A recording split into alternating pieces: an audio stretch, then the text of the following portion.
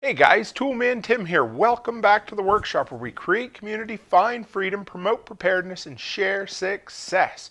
It's Saturday morning, which means it's time for another edition of the Weekend Workshop. And this week, I have got for you a really cool one. This is the second year that I've done this. I started a tradition. You guys follow my channel. You probably know I like top 5 and top 10 lists. But even before I ever created content, I always loved watching them at the end of the year on YouTube. So this week we're going to do the first part, or part 1, of my top 10 prepper items for 2021.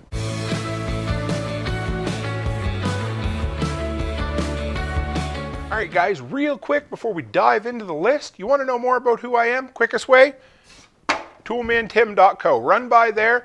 You'll find the monthly newsletter, all my social links, and the shop where I've got way over 100 and 150 more products coming that I've used and abused, that I've tested, that have made me money or saved me money in my handyman business. And of course, they're all in categories, but my favorite one is the preparedness related items. So check out some really cool recommendations for prepper gear. Anything you pick up there, or even if you start your shopping there, supports the content I create. Okay, so I put together a top 10 list, and I knew that I'd get a little long-winded. I just really wanted to break it up over a couple of weeks, especially at Christmas time. People don't have as much time to watch videos, so I wanted to keep these a little bit shorter than normal. So let's dive right in. Item number 1 is the Cat brand ratchet straps. And a lot of people might say, well, I'm not sure a ratchet strap counts. And I'll be like, well, that's okay. You can be wrong. No big deal. But honestly, a ratchet strap has 1,000 uses. This summer, I had an old shed that started to get that kind of leaning look, like it had about 3 beer too many. And I was able to put an eye hook in the bottom of one corner and the top of the other and use this ratchet strap to ratchet it back into place. Worked great. Another thing right now, I just installed 2 solar panels on the roof of my storage container right next to the garage. And I needed a way to keep them in place, so I made a frame out of 2x4s, put some patio stones on them, then put ratchet straps around the entire sea can to hold it into place. Now, you know, I'm big into preparedness, and to me, preparedness is prevention. And if you can prevent an accident, then, you know, all the better. Have you ever seen somebody put a ratchet strap on it and go, that ain't going nowhere? That gives you the peace of mind. And, you know, whether you're bugging out, or you're just running stuff to the dump, or, you know, running a side hustle for somebody as a handyman, whatever, you need to make sure that the stuff you put on your truck, your trailer, the roof of your van, whatever, stays in place. And I have tested a ton of gear, and these Cat brand ratchet straps, for me, have been the answer. So if you're looking for a good recommendation on them, there'll be links for all the products in the description when we're done. These are about 46 bucks on Amazon for a 4-pack. 1.5 wide, 16 foot long, a nice plastic laminated double steel hook. So there's 2 hooks side by side on the end of it.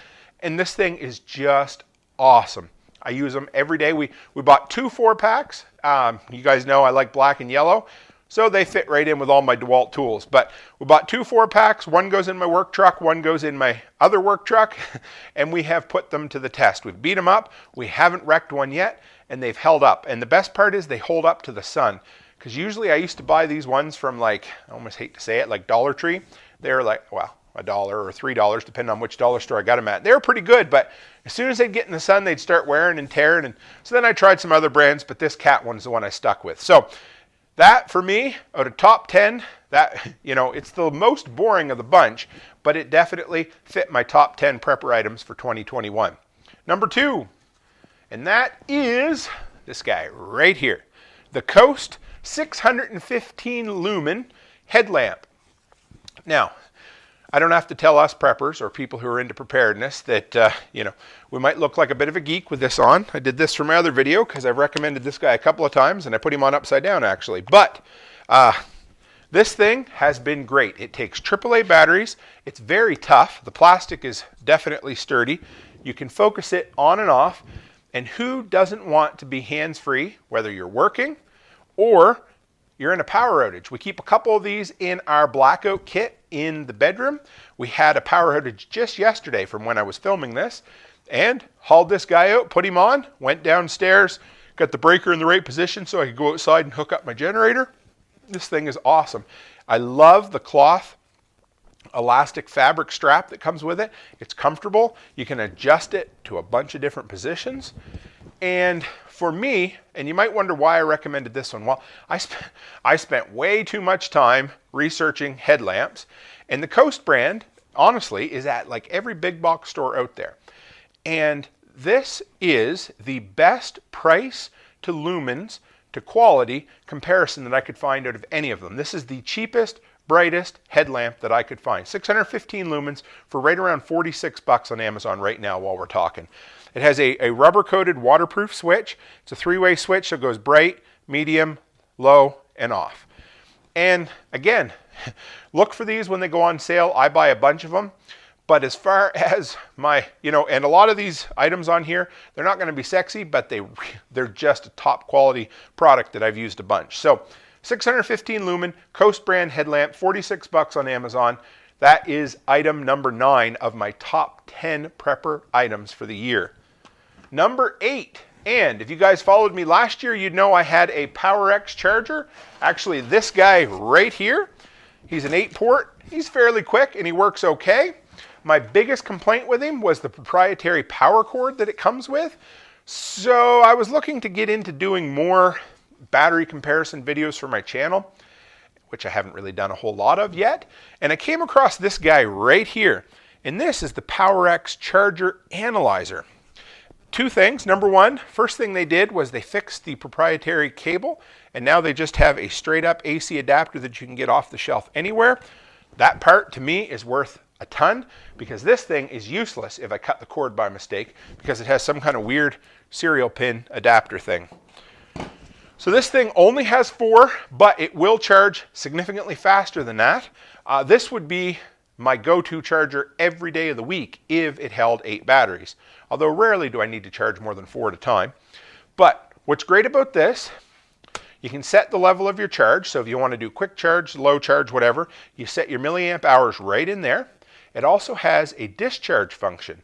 So if your batteries are acting weird or you want to make sure they're dead before you fully charge them, you can do that. It has a reconditioning, and from what I've read online, it has one of the best reconditioning functions of any charger on the market. This thing's a little more expensive, but it has a really cool LED display on the front, and it'll tell you the percentage of the charge, how long it's been charging, how much power it's taken, or you can do the discharge recharge, and it'll tell you the actual capacity of your batteries. So you can actually do a discharge with, say, your Duracells or your Kirkland brand and see what the milliamp hour capacity is for all of those when you pick them up. And yeah, I've really liked this. It takes AA's and AAA's. It lights up. It's a little more confusing in the interface than this one is. I mean, this one's literally put it in and they start. And this one basically will, but you got to click through a couple of times. It has the slot button, the up and down, and the enter, and you can select your recharge rate, your discharge rate, and all of that. But beyond that, yeah, if you're looking for the geekier, bigger brother to the 8-port PowerX that I always used, check this guy out. Again, links in the description below, but I've really liked it. It's a little more of an investment, so it may not be for everybody, but if you're a rechargeable battery geek, this might be something to check out. Now, number 7 of my top 10 prepper items for 2021, and this is the only one that was technically on the list last year, but I'm not cheating, I promise. So this year it is Doc Bones and Nurse Amy's The Survival Medicine Handbook, Volume 4. And the best thing I like about this is the fact that even if you never read it, it would make a great weapon. No, I'm just kidding. But this is the type of book that every prepper honestly should have on their bookshelf in their library. And we all consider having a hard copy, a paper, actual physical books you can read, an essential thing to have just in case, just in case whatever happens to happen. Doesn't matter, good, bad, whatever, but we want to have hard copies on hand. And this book is incredible. They call it the Essential Guide for When Help is Not on the Way, and they have basically doubled the amount of content that was in last year's it was from a few years ago, but I bought it last year. And they're on the expert council with me on the Survival Podcast, and I love supporting, fellow content creators. These guys have been at it way, way longer than me, and they're incredible. If you haven't seen them before, look them up. But they never paid me to say this. They never asked me to say this. But this book is an incredible resource. Look at how many stinking pages, and there's pictures upon pictures and graphics and things. It just breaks down absolutely everything you might need to know for off-grid medicine. And it's just great to have. It was so good that we ended up surprising one of my better customers who lives out of town. She saw that I'd posted online, said she liked it. We never told her anything, and then just sent it to her as a surprise. And of course, we kept the third copy as well. I'll probably give that away to somebody else. But this one right now, what is the price if I can find it? Don't know if I'll be able to. Yeah, Doc Bones book, $42 right now on Amazon. They also have a full colored edition if you're looking for it, available only on their website, doomandbloom.net, so you can check that out there as well. Okay, now, number 6. And this is an item that probably would have been higher on my list if it wasn't so friggin' expensive. And that is the Gen Tent. I like this thing a lot, but it didn't make my top 5 simply because it's a little more expensive. In Canada, I paid way over $200. It's $149 on Amazon American right now. And this thing is cool. It basically weatherproofs your generator. And I mean, I had spent close to $1,000, not quite $1,000, but close to $1,000 on my Tri-Fuel Furman. It's my baby. I love that thing. It works like a top. It runs. Yeah. But when do you ever need to have your generator outside? Of course, when it's raining, when it's snowing, when the wind's blowing, when it's nasty out, it's cold, it's wet. So I started I thought about building an enclosure, and I may still do that because I love having projects. But this thing is really cool. I'll put some pictures up or a little bit of footage of it. And it's basically, you put 4 brackets on your generator, they permanently stay there, and this has tent poles that run around it, and then a cloth, I say cloth, more like a canvas covering that goes down over your entire generator.